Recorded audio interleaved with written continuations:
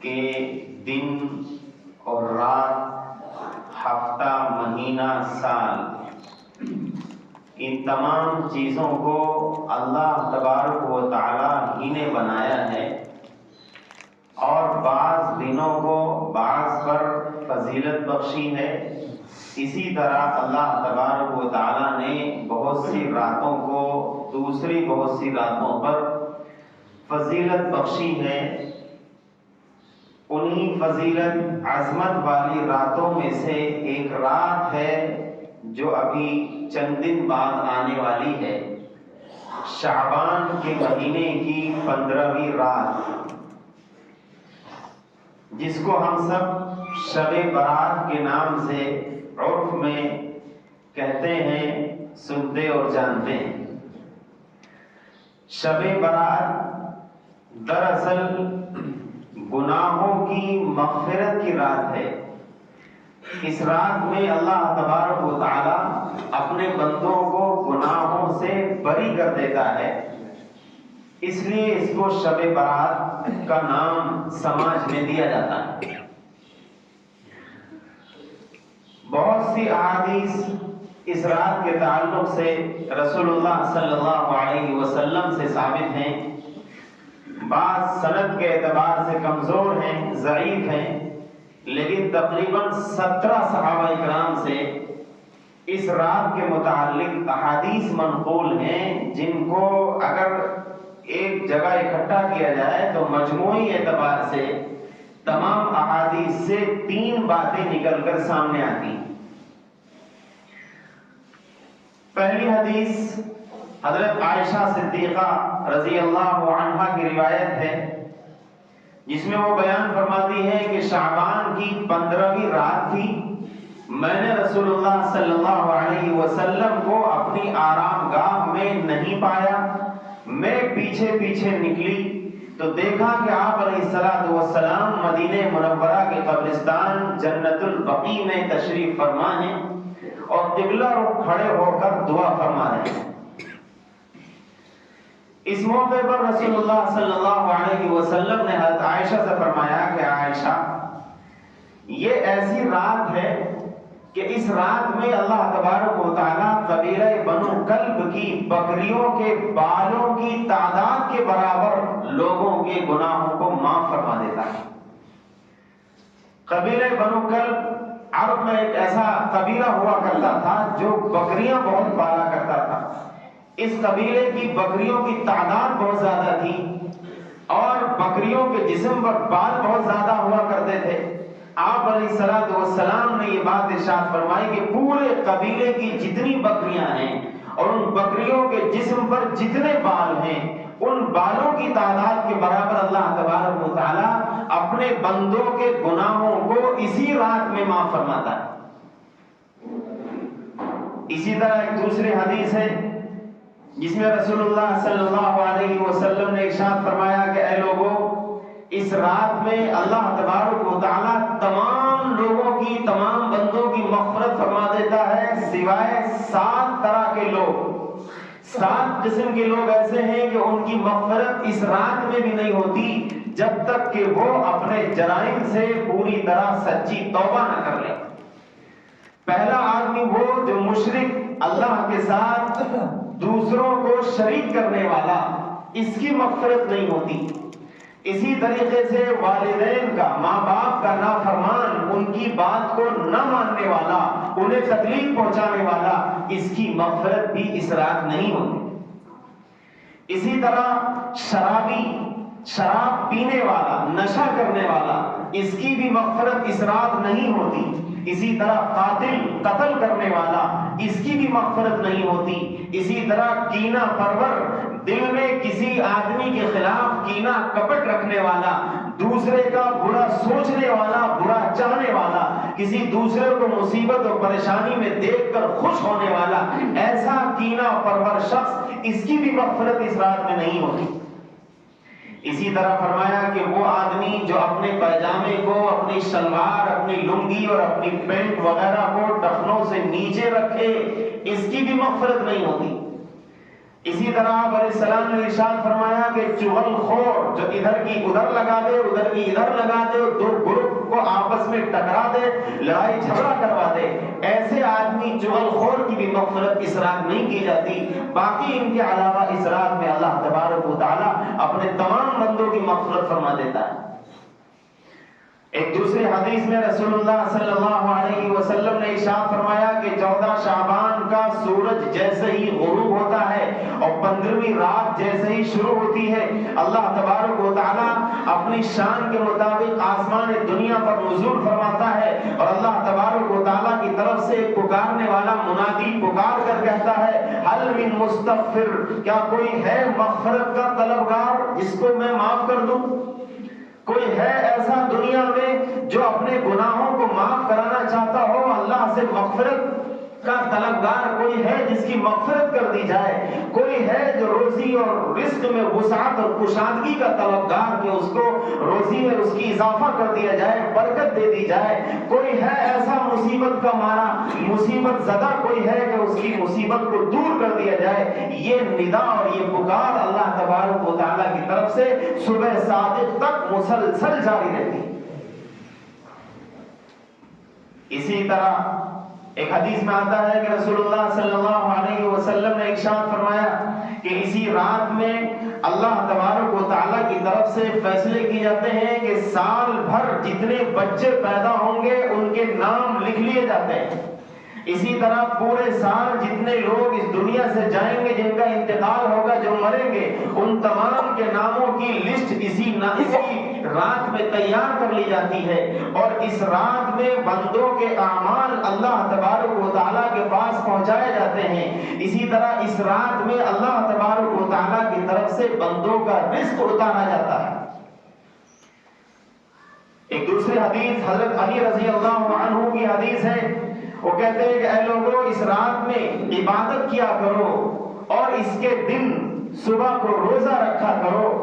یہ اور اس طرح کی مختلف احادیث ہیں، جیسا کہ میں نے شروع میں عرض کیا کہ تقریباً 17 صحابہ کرام سے مختلف کتابوں میں مختلف سندوں کے ساتھ رسول اللہ صلی اللہ علیہ وسلم سے احادیث منقول ہیں جو ان صحابہ کرام نے روایت کی ہیں۔ بہت سی کئی حدیثیں ایسی ہیں جو سند کے اعتبار سے بہت کمزور ہیں، بعض بالکل زیادہ ہی کمزور ہیں، لیکن مجموعی اعتبار سے سب کو اگر دیکھا جائے اور سب کو سامنے رکھا جائے تو ان سے یہ باتیں نکل کے سامنے آتی ہیں کہ نمبر 1 اس رات میں قبرستان جانا، نمبر 2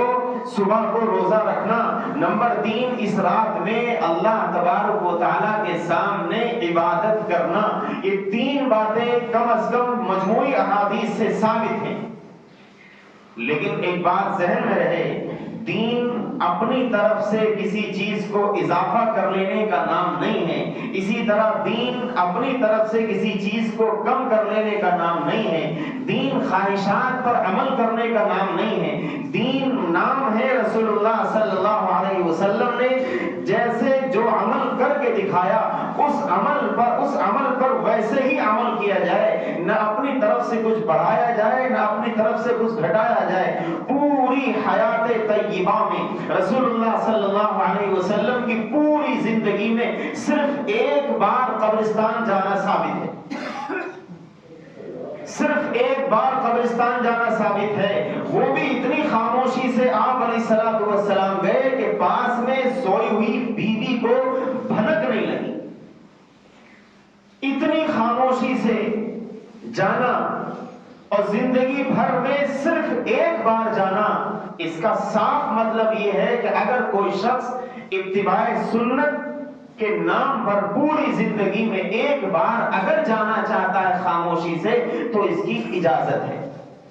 لیکن ہر سال جانا، اس کو لازم سمجھ لینا، قبروں پہ جا کر کے پھول چڑھا دینا، وہاں پر اگربتی سلگا دینا، وہاں پر چادر ڈال دینا، وہاں پر موم بتیاں اور پورے لائٹنگ کا بالکل بعض علاقوں میں کہ مسجد سے لے کے قبرستان تک پورے راستے کو ڈیکوریٹ کر دیا جاتا ہے، یہ سب خرافاتی باتیں ہیں، یہ سب شیطانی حربیں ہیں، ان کا دین سے دور دور کا کوئی واسطہ نہیں۔ اسی طرح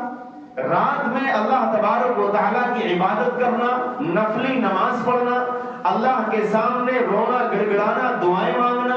مختلف تسبیحات، قرآن کریم کی تلاوت میں رات کو گزارنا، یہ تو ثابت ہے، لیکن باقاعدہ مسجدوں میں ہجوم لگانا، بھیڑ کی شکل میں اکٹھا ہونا اور جلسے جلوس کے نام پر مجمع کو اکٹھا کر لینا اور پھر تمام اجتماعی دعائیں کرا کے اور پورا ہنگامہ مسجد میں کرنا اور مسجدوں میں جماعت سے نمازیں پڑھنے لگنا، یہ سب وہ خرافاتی باتیں جن کا دین سے کوئی لینا دینا نہیں۔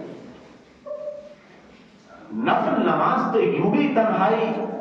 کو چاہتی ہے کہ تنہائی میں کوئی بندہ اپنے رب کے سامنے اپنے گھر میں یا مسجد کے کسی کونے میں کھڑا ہو جائے، اللہ کے سامنے 2 رکعت 4 رکعت 6 8 جتنا ممکن ہو پڑھے، اسی طرح قرآن کی تلاوت کرے، دعائیں کرے، تسبیحات کا معمول بنائے۔ عام راتوں میں بھی یہ ساری چیزیں باعث اجر و ثواب ہیں، اس رات میں ان کی فضیلت کچھ زیادہ ہو جاتی ہے، بس اتنا ہے، اس کے علاوہ اپنی طرف سے کچھ اضافہ کر لینا اس کا دین سے کوئی لینا نہیں۔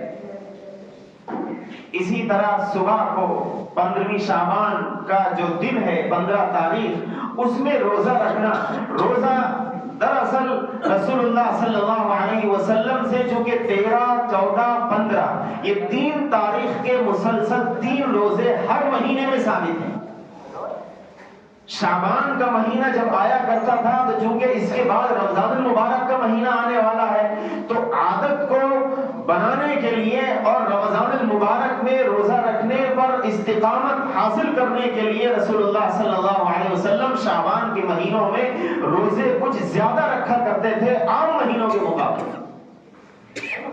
اس لیے 13 14 15 کی جو روایت ہے رسول اللہ صلی اللہ علیہ وسلم سے ثابت ہے صحیح سند کے ساتھ کہ آپ علیہ الصلوۃ والسلام ان 3 دن کا روزہ ہر مہینے رکھا کرتے تھے۔ 15ویں تاریخ ان 3 دنوں میں خود بخود شامل ہو جاتی ہے، لہذا کوئی شخص اگر روزہ رکھنا چاہے تو باعث اجر و ثواب، اور نہ رکھنا چاہے تو اس کو نہ حقیر سمجھا جائے نہ اس کو کمتر سمجھا جائے اور یہ اچھا مولانا ہے دیکھو روزہ نہیں رکھا انہوں نے۔ یہ سب وہ چیزیں ہیں جو دین میں زیادتی ہیں، بعض جگہوں پر دین میں یہ کمی ہے جو ہم نے اپنی طرف سے گھٹا لیا اور بڑھا لیا، یہ سب شیطانی حربے اور اس کی چالیں ہیں لوگوں کو گمراہ کرنے کی، ان کا دین سے کوئی لینا نہیں۔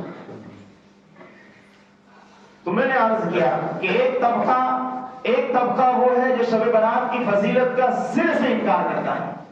وہ مانتا ہی نہیں سرے سے۔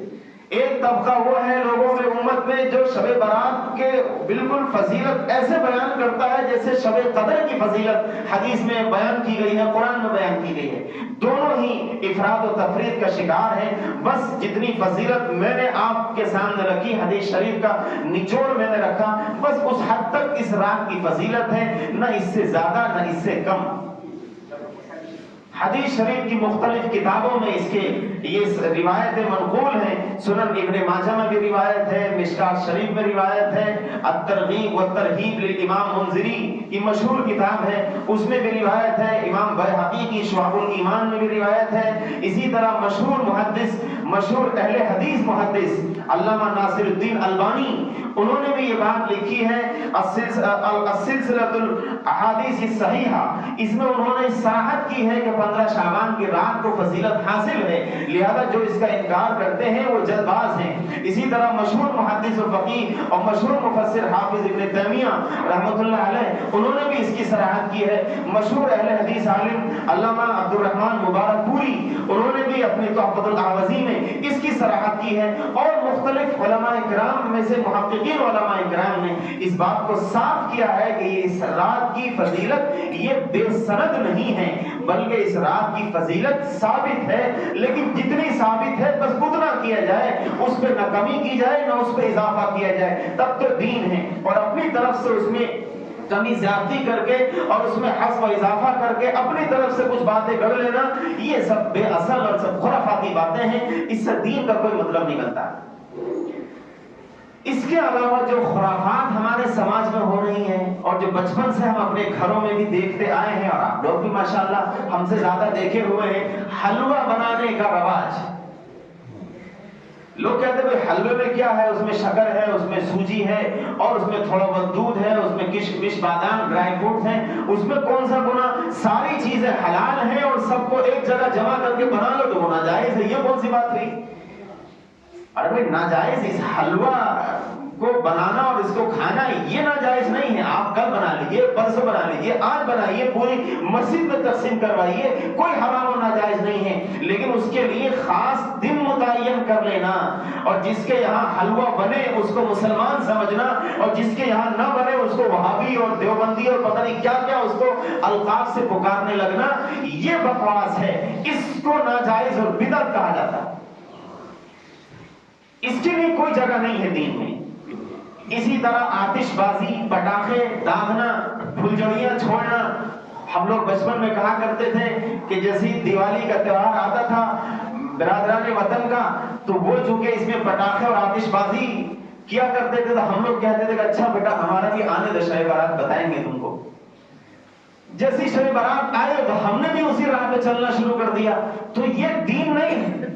پٹاخوں میں، آتش بازی میں پیسہ ضائع کرنا یہ کہاں کی عقل مندی ہے؟ اس سے پیسہ کا ضیاع ہے، نقصان ہے. اسی طریقے سے جان کا بھی خطرہ ہے. کتنی مرتبہ آگ لگ جاتی، پورے پورے گھر جل جاتے ہیں، کتنے لوگ جل کے مر جاتے ہیں. اس لیے اس کا اسلام سے، دین سے کوئی لینا دینا نہیں. جس طریقے پر جتنا رسول اللہ صلی اللہ علیہ وسلم سے جو چیز ثابت ہو، صحابہ اکرام رضوان اللہ تعالی عنہم اجمعین نے جس چیز پر عمل کر کے رسول اللہ صلی اللہ علیہ وسلم کی نگرانی میں ہم تک پہنچایا، سلف صالحین اور ائمہ مجتہدین بزرگان دین نے دین پر عمل کر کے ہمیں جیسے دکھایا، ہم اس کے پابند ہیں. اس پر ہم نے پابندی کی تب تو ہم صحیح معنی میں مسلمان، اور اپنی طرف سے اس میں گڑھ لیا تو پھر ہم مسلمان کے نام میں کلنک ہیں. اللہ تبارک و تعالی ہم سب کو شیطانی حربوں سے محفوظ رکھتے ہوئے دین کا صحیح اتباع نصیب فرمائے. وآخر دعوانا